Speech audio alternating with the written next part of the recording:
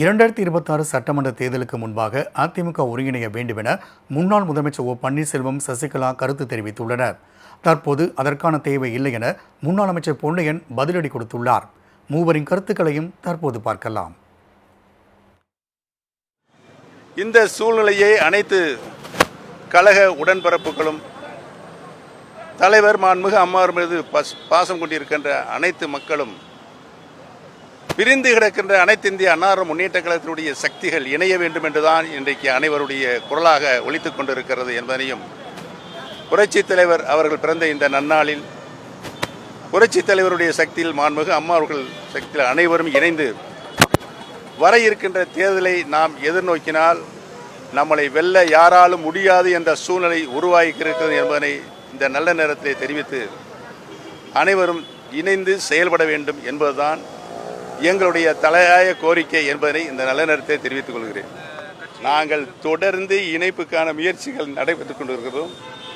உலகத்திலேயே பிரிந்த சக்திகள் இணையக்கூடாது என்ற சொல்கின்ற ஒரே நபர் யார் சொல்லுவாங்க? அப்போ சொல்லுங்க, சத்தமோடு சொல்லுங்க. அவர் தாங்க.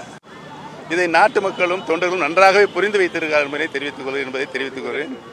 நாங்கள் இணைய வேண்டும் என்றுதான் கூக்குரல் கொடுத்துக் கொண்டிருக்கிறோம். அவர்கள் இணைய முடியாது என்று சொல்லிக் கொண்டிருக்கிறார்கள். இதுதான் இன்றைக்கு நடைபெற்றுக் கொண்டிருக்கிறது. கூடிய விரைவில் மக்கள் என்ன எண்ணுகிறார்களோ அந்த முடிவுக்கு நாங்கள் வருவோம் என்பதை தெரிவித்துக் கொள்கிறோம். நல்லா தாங்க போயிட்டுருக்கு. நிச்சயம் செய்வோம். நிச்சயம் 26 திமுக நினைக்கிற மாதிரிலாம் இல்லை. அதான் நீங்கள் எல்லாம் புரிஞ்சுக்கிறீங்க.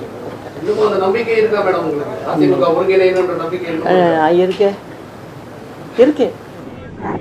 தமிழகத்தை ஆண்டு கொண்டிருக்கிற, கட்சியை காத்து கொண்டிருக்கிற தண்ணீரகட்ட பொதுச் செயலாளர் எடப்பாடி 26 ஆட்சி கட்டலில் முதலமைச்சராக வந்து எம்ஜிஆரின் புகழை தொடர்ந்து நீடித்திட அவர் உழைக்க நானும் வாழ்த்துகிறேன், மக்களும் வாழ்த்துகிறார்கள், இரட்டையிலே பிரியர்களும் வாழ்த்துகிறார்கள். ஓபிஎஸ்